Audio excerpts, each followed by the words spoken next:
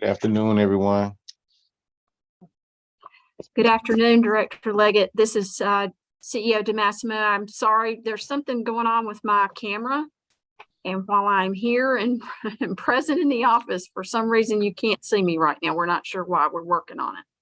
That's okay. Bobby Lockett is sideways also.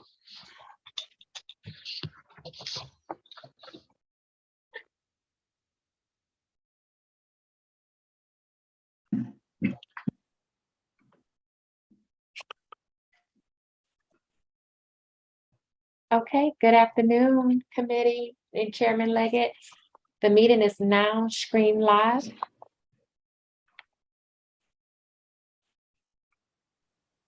Okay, sounds good. Sounds good. I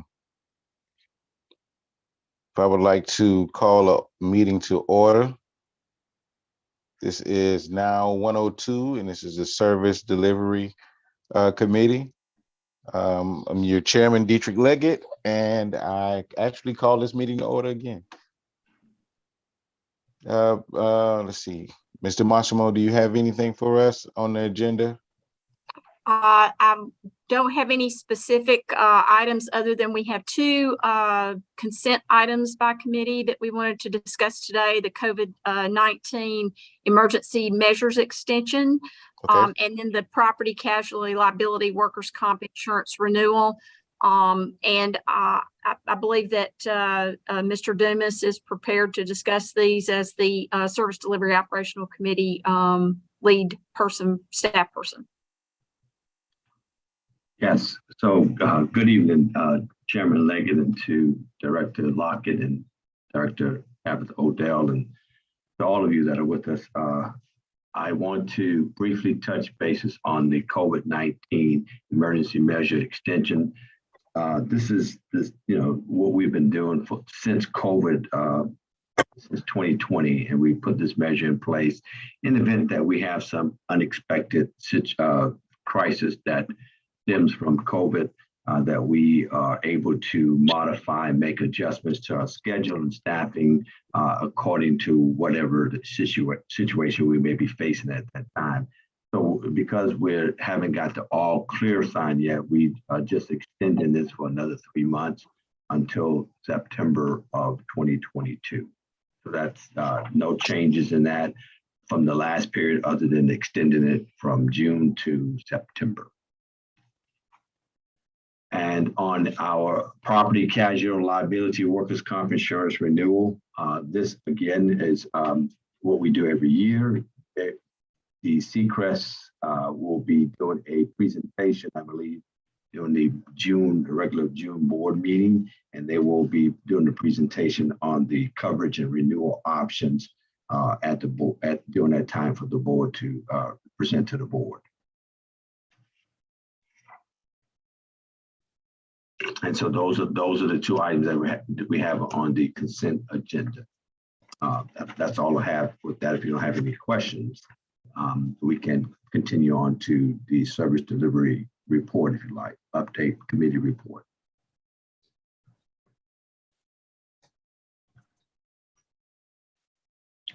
All right.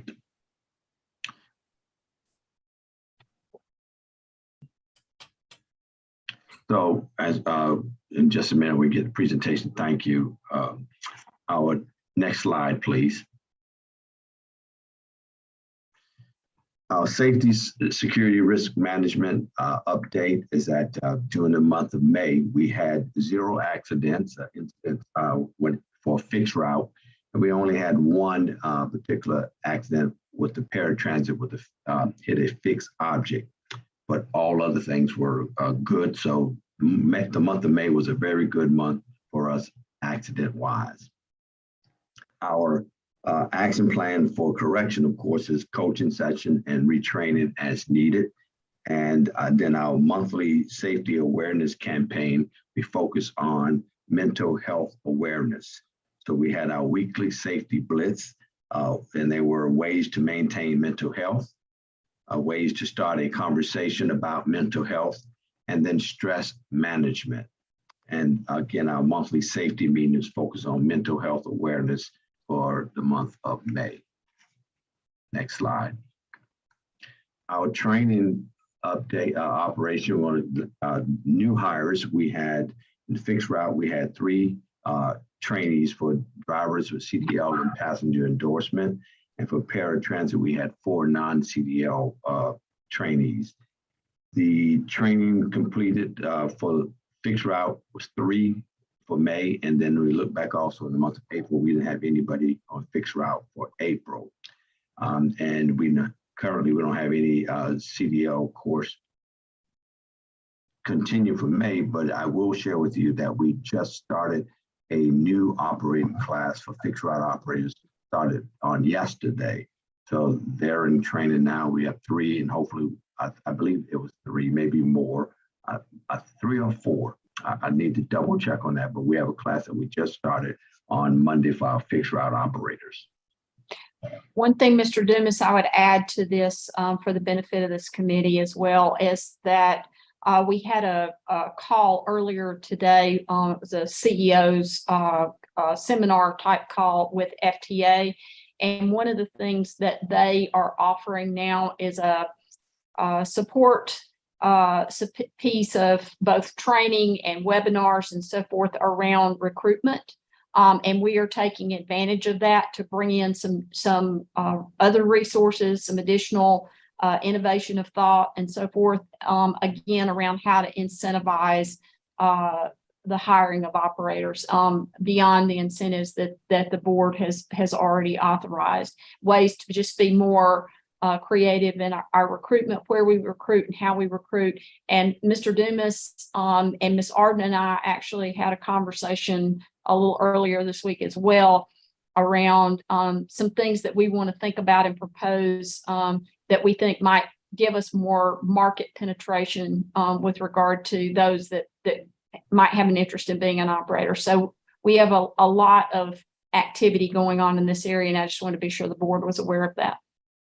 Thank you, Mr. Massimo. I appreciate that, and I agree. Our training, next slide, please. We'll continue with our training. And so as you all are aware that we've had the Clever device installed, and that process is ongoing. So we continue to do training with operators, our safety department, training department. And so there were 6 individuals that were trained on fixed route with Clever device operator training. And then we had those same 6 got the electric bus training as well. So that is ongoing. You will see that from month to month that we're doing the training. We have staff that are already there, and we have staff that are being refreshed. We have individuals that may have been out on extensive leave. And when they return, we give them that update training for the Clever device as well as the electric bus. So more and more of our operators are being made aware of how to operate those electric vehicles, which is a big plus for us when we get those out and continue to use those.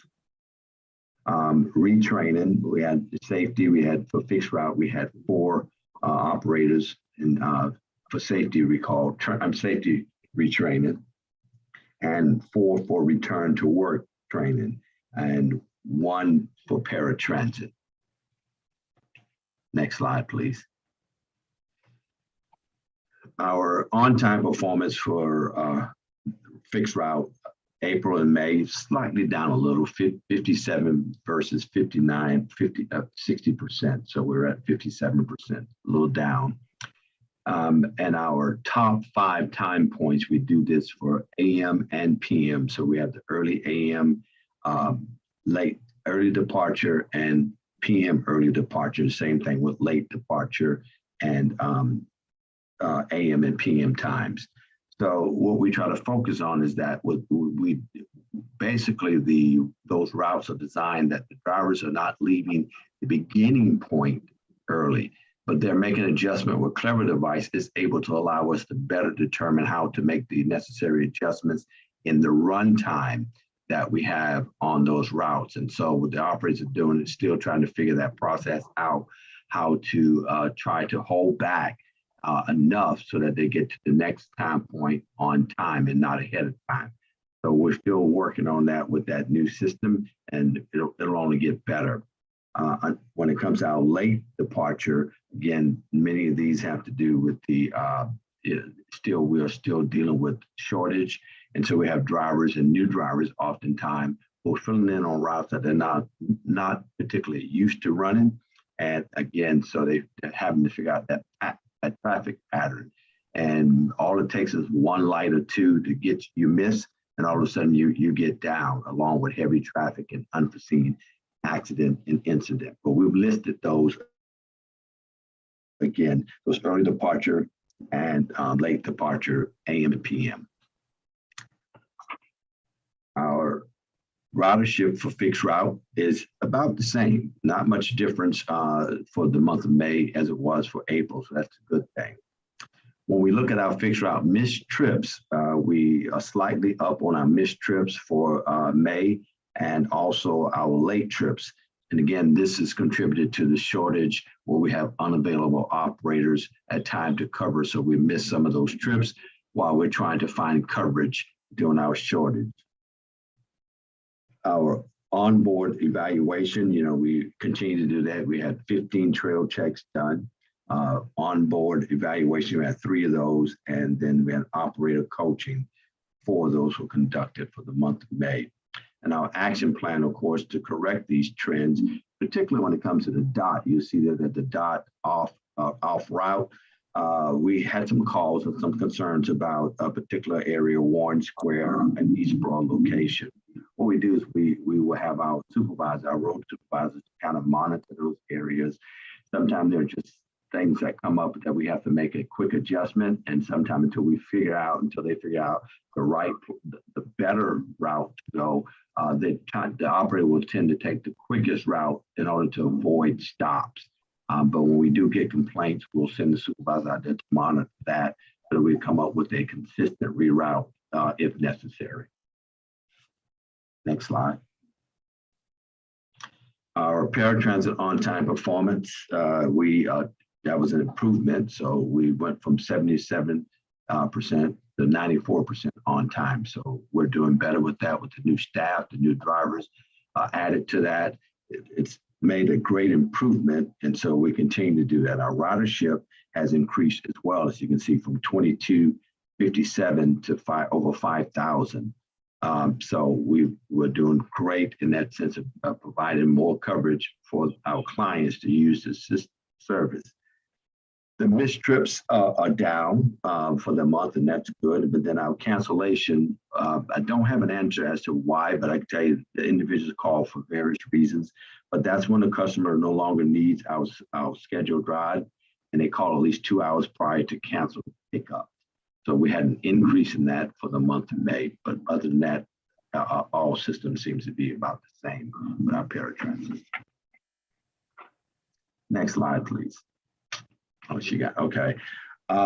For onboard evaluation, we had 2 operators coaching, and then we also had action plan to correct that again, is the road supervisors conduct trail checks, coaching, and documentation.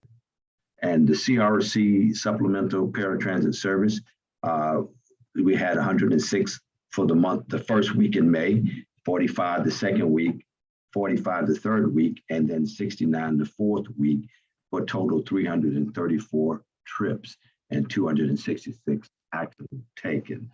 Also, CRC, just a note that they're having some of the same issue we have with shortage of drivers. So for the month of June, we have not been able to utilize their service much because they don't have available operators. Next, marine service, our ridership is slightly down, but not to be alarmed because it's still higher than it had been, higher than it normally has been. So we're doing well with the marine service. Individuals still using that service each and every day. A vessel operation, no major changes from what we reported last month. A couple of notes that were included on your board is that the Julia Gordon Lowe, we're still waiting for quotes on that to get the rehab done on that particular vessel. The Florence Monarch, no major change. The Mary Musgrove, you see that it has bellows replacement, but I got an update from our direct manager there yesterday, and indicated that the vessel is in good working order as of yesterday. So no problems there. And our dock inspection remains as it was last month. No changes there. Next slide. Our maintenance means between vehicle failure for fixed route is over 17,225, which is good.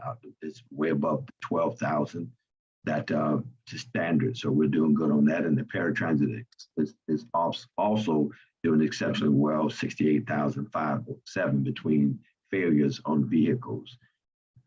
We had 9 roll calls and 9 vehicles out of service for fixed route and only 3 vehicles out of service for paratransit for the month of May.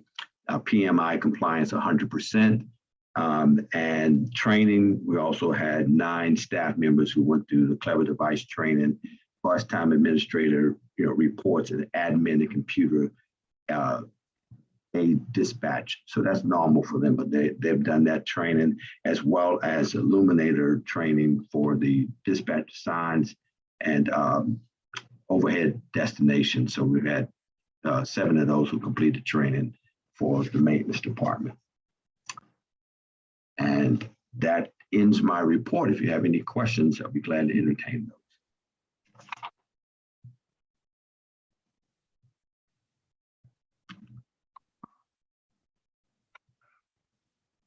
Oh, you got your camera to work, Mr. Massimo? I think I am. I'm actually on some sort of a separate camera now, so Oh, we see you. I know. So right now, Mr. Dumas, everything is basically running as clockwork. We're just up and running and have all of our departments are actually falling in line with what we're asking. That's correct. Given the fact that we have shortage of staff, everyone is stepping up, doing what we ask them to do, and above and beyond that. So all is well. Thank you.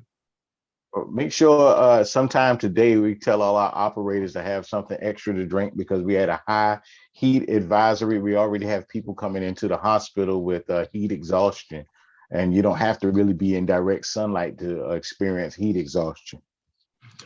Thank you, sir. Our safety, Patrick Fahey, our safety manager, put out a notice yesterday advising and warning all of our employees to make sure that they hydrate more, take breaks as necessary because of the high heat index. Awesome.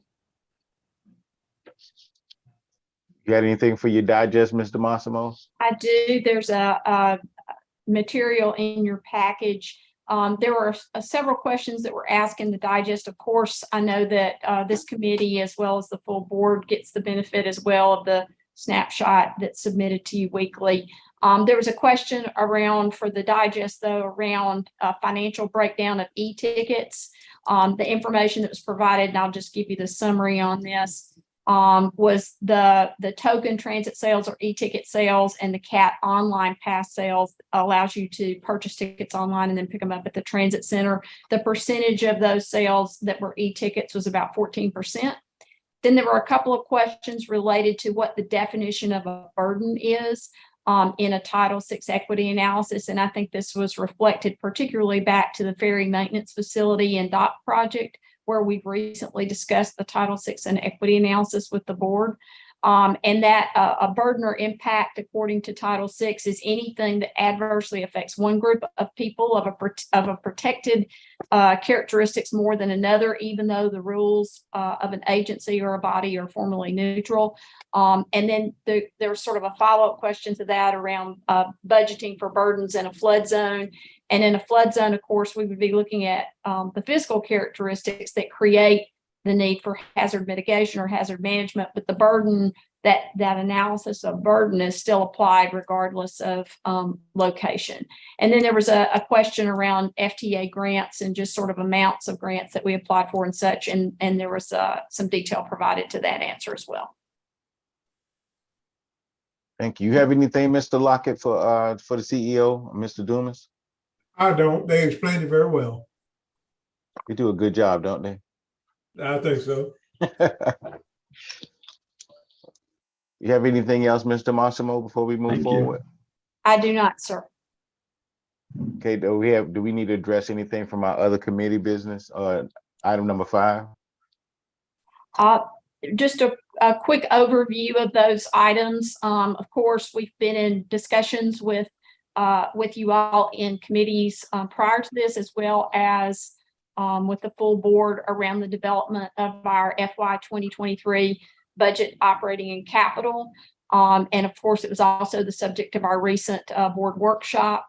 And that work continues to progress and progress well. We are so fortunate to have Ms. Cutter leading that as our CFO, but the entire team, in addition to Ms. Cutter, has really rolled up their sleeves and done a remarkable job of making sure that we ultimately land with a budget that ensures our financial integrity.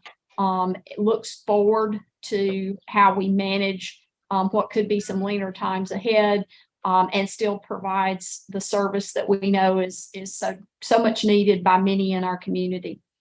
There's also a couple of contract modifications that will be further discussed in financial services and audit, things that you've seen before with regard to Remix and Clever Device contracts. There will be some information provided on TAM policy, our transit asset management policy. And as a matter of fact, I was on that call that I mentioned earlier. I was on this morning with FTA. There was a great emphasis put on asset management. And so I think that some of the work that we've done in the reorganization to put a much higher level of emphasis on asset management as a total organizational priority is reflected as well in FTA policy, as we heard this morning. Additionally, we've got some route modifications that we've been considering. You've been hearing and seeing the public meetings from those and the equity analysis of those route modifications as is required for any of those sorts of activities. And then the vision, mission, and value statement that you worked on at the board workshop, and we finalized after that, and it's been provided to you, but we'll be formally adopting that in the Executive Governance Committee and then ultimately in the board action later this month. So that's all for other committee business. Thank you, Mr. Massimo. If there's anything else, Mr. Lockett, do you have anything for the team at all? You know, I'm going to ask one question. It's more or less a lay person's question, but you mentioned about, Mr. Dumas, you mentioned about Clever Device. What is that? It is the technology that we use on our vehicles to get information of where our buses are located, information data collection on our buses for all type of means, but primarily to communicate with the control, the operator, and the passenger. It is technology that we use for that.